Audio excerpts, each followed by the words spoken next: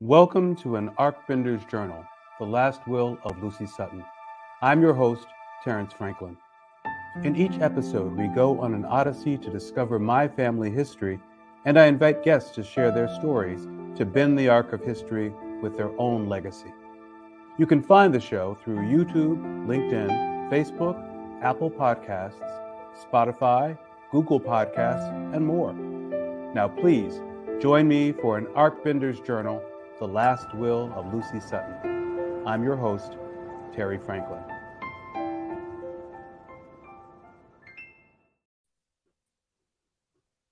Hey, Austin. Bravo. I love it from the opening. Mwah. Thank you so much, Austin. This is Austin Tichenor. I'm so happy to have you here. Austin is an actor, author, co-artistic director of the Reduced Shakespeare Company. And since 2006, he's been the producer and host of the world's longest running weekly theater podcast, the Reduced Shakespeare Company Podcast. Now, Austin and I have known each other because we had kids who were in elementary school together. And without getting into our ages, let's just say that our children are now adults. But getting to know you and your family has really been a gift that keeps on giving. We've stayed in touch since your family moved from Los Angeles to Chicago, which was my hometown. Yeah. And so I'm so happy that you're my guest here on this podcast. So I'm so happy to be with you. And I think it's such a great idea for, a basis of conversation. I also admire how we're both dyeing our hair just a little gray. I think it. Yes, we're just adding that to give a little bit of that feeling of gravitas that otherwise I wouldn't have. So thank you for that. It's cool because you're here, you're live, you're visible. I can see you. I think I did your podcast a couple of years ago, and it was audio, and I love that aspect of it too, just being able to sort of imagine.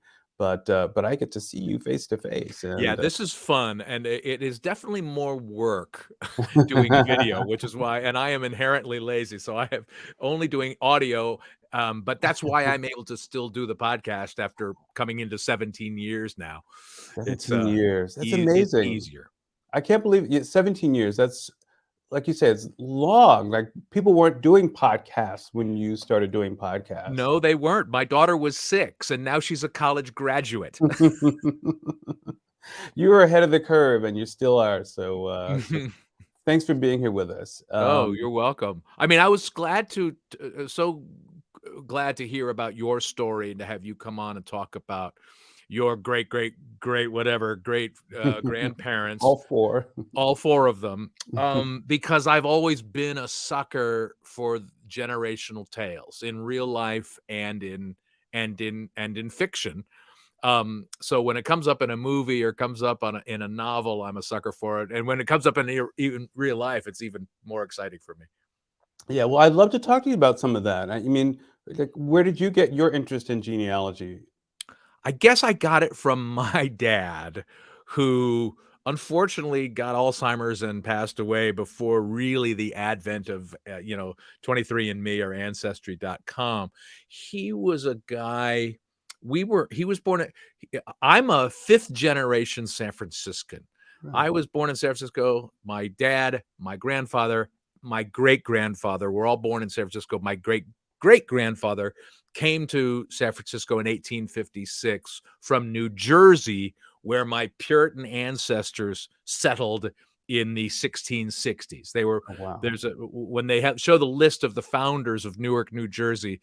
My 12th great grandfather is one of the founders. We have Tichenors to blame for Newark. You are welcome, America. Thank you. And my dad was always intrigued by all of that because it was documented. I mean, I'm lucky in the sense that we have documentation about my entire branch of the family tree. In fact, a distant cousin named Harold Tichenor wrote what we affectionately refer to in our family as the Big Book of Tichenors. It's the Tichenor families in America. That's a big book. It is a big book, and the print is really small. I don't know. Yeah, you can see it's Wow. this guy put it together in the 80s, and by tracking down every Tichenor he could find in the country and all of its alternate spellings. And it was definitely a passion for my dad. Yeah. That it was very important to him. He was an only child, and I think that might have factored into it. Mhm. But that's I know I got my fascination about our family story through him. And When was that book done again? Just out in of curiosity? 1988. Wow, wow, okay. And I think some of it there I think for a while there was a maybe a descendant of the original author, original compiler had put it on a website, but I don't think anybody's really done that yet. But it was fascinating, and of course you can't know. I was re-listening to the conversation you and I had last night, and you described yourself as a bit of a Pollyanna about some of this stuff, and I am 100% the same. You know, I have long disbelieved the pilgrim myth, and sort of been not embarrassed, but, sort of mortified by, my Puritan ancestors. I mean, I'm in the theater. I'm sure they would loathe what I do. Playing being an actor, first of all, dressing as a woman occasionally, they would just be rolling in there and sometimes on stage as well. Um, they'd be You gotta do what you rolling gotta do. you gotta do what you gotta do. They'd be rolling in their graves, and I'm happy that they would. I mean, one of the sobering parts about this book is that you find out that my great great great great grandfather Stephen James Tichenor came to San Francisco in the 1850s, but we so many Tichenors are still based around Newark, Hmm, New Jersey, but there was a whole branch that went south, and there was a bunch of Confederate Tichenors. wow. When I travel in the South, um, I get, "Oh, Tichenor, you related to, the lotion." What is it? The Dr. Tichenor's antiseptic. Oh, yeah, yeah, yeah, I've heard of that. I Yeah. did Are you related? Well, distantly. Yeah, no, Okay. distantly, but that's an entire different branch of the family, and that guy, George Tichenor, was he was a Confederate war surgeon and the personal, doctor to, Jefferson Davis. So, not a lot of pride there, uh, but They were in the South, what could they say, you what could they do? know? And I was in California, so far away, so far detached, totally innocent. That's the Pollyanna side. But I did write a play during the pandemic based on my genealogy, Oh, wow. but and that was where the Pollyanna part came in because I had to it's based on my own genealogy, and what it is basically 6 actors playing 27 characters, all members of the same family, occupying the same house that they originally built in Newark, New Jersey. So you have 6 actors playing 27 different members of the same family in different generations, Oh my god. and they How all long is coming it? and going on stage at the same time. It's sort of like I've described it as the Crucible meets Noises Off. It's absolutely a farce with people coming and going, but I had to invent backstories and motivations for these ancestors I don't know anything about. Right. And it gets more. I tried to stick to the facts as I knew them, as much as I knew them, but the closer it gets to the present, the more I had to fictionalize. Um, anyway, so that That it's been particularly exciting for me over the years. that sounds like an amazing kind of project that you put all that together. Are you is it gonna be seen somewhere? Are we gonna have a chance to see it performed? Fingers crossed it will. I have only sort of now begun, now that we're beginning to creep back into, live theater. Post-COVID-ish? Yeah. Yeah, yeah, post-pandemic-ish. I am starting to send it out to theaters, and hopefully it will have because it's the kind of play that, "Oh, we could do a reading." I don't need a reading, I need to see bodies in space, Right, coming and right. going and moving. If you have that many bodies that you have to actually move from one place to another, that's gonna take a lot of logistics, but that sounds like an amazing thing, and I know you're brilliant, so you found a way to weave together these different stories into a compelling narrative, I imagine? I hope so, and it's as much about I mean, the subject of the play is how little we know about our ancestors. I mean, even I who have a comparative lot of knowledge about my ancestors can't begin to understand what they did or what they went through. And so you make it up. This is the power and the catharsis of art. I hope I hope the story I'm telling is sort of an American story. It's Hmm. based on my family, which is incredibly sorry. Is that a problem if I do this? Um, Get closer. it's my incredibly white family. I've based it on that because write what you know, right? Right. But it's about American story and the things that have been done in America for power, for heritage, for legacy. It's not good, and yet by nature, as I said, I'm a Pollyanna and I'm a comedian. Right. So I want to write a comedy with some meat on the bone and some things, real things to consider and talk about and think about when the performance is over. Real, like you know that I'm working off of original documents from the Yeah. 1840s as well. And so we have these sort of points of information, and it's up to you as the artist, as the creator, as the writer to really fill in those interstices in between and to pull, these dry documents and give life to them by creating these emotional moments for these characters. That's got to be so much fun. At least I find it fun. Yeah, it's enormous fun, and it's enormous fun to show repeated patterns through history, to Hmm. show a descendant behaving in a way that they say, "Oh, I'm so different from my ancestors. Those were evil Puritans." Oh, yeah, well, you're more similar than you think. And Right. also, when the same actor is playing multiple descendants, that's fascinating. That tells a story as well. And so, again, why I want to see Bodies in Space, the actors you cast tell a story also. Right. Right. So that's always fascinating. Every actor brings a new, even though they're saying the same lines, they bring new qualities and new repercussions and echoes just based on who they are. Well, that's part of I think, this whole idea of what you and I are doing is taking the past, Yeah. processing it through our bodies, through our experience, through what we lived through your awareness of the world and about fairness and equity, Hmm. and then applying that to this thing that's going to go out into the world that will have reverberations that, your kids, your fourth descendants will look back on great granddad Austin, who wrote this amazing play. And that, I mean, that's what I love about all of this, Yeah. is to be able to connect from past to future. And I guess that kind of gets to that question of, how your interest in history and family legacy really informs your work. Is that something that you've always been trying to do, or is this kind of a newish thing? It's a newish thing. It's new in the sense that I'm conscious of it now. Hmm.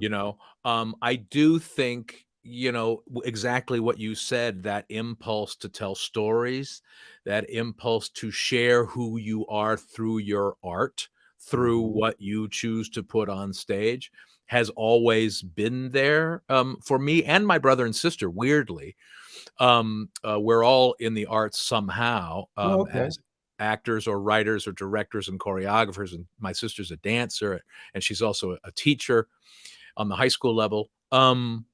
That's all. And it was weird to find out that my father's mother was a singer in the 1930s and 40s in San Francisco. But because she and my grandfather were divorced, she was essentially a single mom because my grandfather wasn't outstanding. Um, and she was a single mom her son, my dad. So she never toured it with these bands that she would sing with, but she sang with Louis Armstrong and his orchestra when they came to San Francisco, Bunny Berrigan, Jack Teagarden. Oh my We God. still we still have a couple of Christmas cards sent by Louis and Lucille Armstrong. That's And amazing. so when I think we went into show business, an aspect of it, even though my dad was a former Navy, he was a Navy reservist and a white collar guy, businessman. He never once said, "Don't go into that business." Hmm. He said, "You can always come home." And in fact, when he came to see my wife Dee perform at Second City here in Mhm. Chicago, because she has acted and written shows at Second City, he walked into that room with the low ceilings and the something back chairs or whatever, the cabaret tables. He went, "Oh, I remember this place." I went, "Have you ever been here?" He went, "Nope, this is just exactly the place where my mother used to sing." Wow, Yeah, wow. It's funny how these things have these reverberations and they keep coming back. I mean, I yeah, know you have artistically oriented children, yeah. and who I think are also expressing themselves in those kinds of ways too. Well, they are. Sadly, my daughter has the same, disease that your daughters do I have know have. the Um, the acting bug. yeah, the acting bug, and unfortunately, she's talented, so I can't say, "Honey, do something else," you know? Girl's got some chops, and, my son, however, is following in your footsteps, and he's applying to law school. Oh, is he? Is it Yeah, Quincy's going to law school, huh? yeah, Good for him. Excited for that. yeah. Uh, Which he will, but he's I'm sure his writing ability and his persona and his ability to project and communicate verbally has already helped him in all of these all of these legal areas. all these skills overlap, Yeah, that's they do. about, trying to find the way to really launch them into something that really suits you and for me, coming to this understanding of my interest in art has been really finding my mission and understanding that it's as much a part of me and important to have these expressive outlets that I really sort of let linger, I wasn't really tapping into them. And what I've always loved about you is that I've always known you as an artist, as an actor, as a performer, and in some ways, you've inspired me to know that, yes, you can have a life that is filled with performance and creativity. And so, you and Dee are these great role models for me. Oh. And Well, you're very, nice to say that. I mean, I think that's it takes and it gives, right? Because our daughter went, "Well, what you guys made careers out of showbiz. How tough could it be?" Um, but but it also occurred to me too, listening back to the conversation that you and I had. I mean, the purpose of art is one of the purposes is to make sense of things, right? To Mhm. bring cohesion to chaos.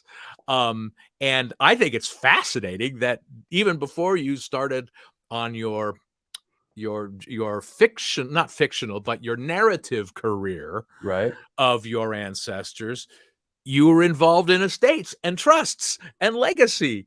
This is and so you and I are both kind of creating closure for ourselves for the Yes. unknown parts of our past by creating these fictional narratives based on fact and imagining what might have been. I think it's a very powerful and useful thing to be doing.